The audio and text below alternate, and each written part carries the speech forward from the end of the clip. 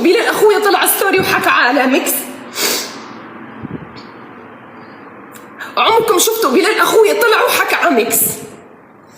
عمركم شفتوا داعم الي يجي ينام عندي يجي داعمه عندي تيجي تنام عندنا في البيت، داعمه تطلع تحكي على ميكس؟ ما هو اسرار بيتي ما طلعتهاش انا. يطلع يوم من الايام داعمنا باربع اسود دنا عليهم، افتح بث والله لما ردهم، افتح بث قسما بالله لا ردهم. اندليت على اربع اسود دني عايرني بيهم حياتي كامله، ناس داعمتني اكثر منه. قعدت افتش الداعم هذا بكشي عايش معايا تحت التخت، يمكن عايش معايا تحت التخت وانا مش داريه، يمكن عايش معايا تحت التخت. تطلع ما تدافع على مرتك يوم كان في الايام، اطلع وكل يعني داعم امبارح يحكي علي واليوم انت تضحك انت وياه. قسما بالله بذنب وجهي. بتقولوا لي ليش دخلت للمستشفى؟ ليش دخلت للمستشفى؟ داعم يحكي علي وزوجي يضحك هو وياه.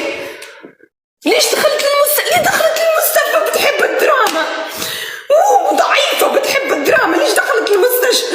مش عايشين في اللي عايش فيه، خلص وصلت. بلا هي ما حبت تطلق، قالوا هي ما حبت تطلق. كيف ما حبت تطلق؟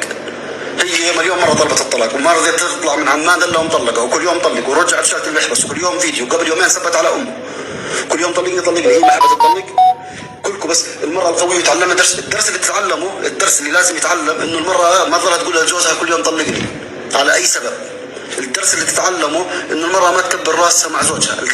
الدرس اللي تتعلمه انه بظل زوجك تاج راسك شو ما صار لا تكبر راس عليه. مش كل شيء في الدنيا ترند، مش كل شيء في الدنيا.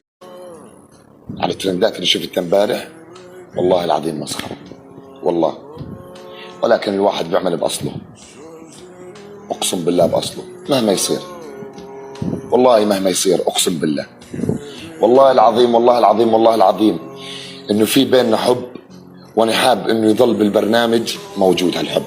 والله العظيم يا جماعة، والله العظيم أقسم بالله إني داخليا والله الحب اللي كنت تشوفوه أنتوا قدامكم.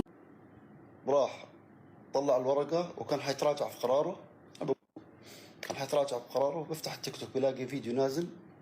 الفيديو هذا طير عقله، بعث الورقة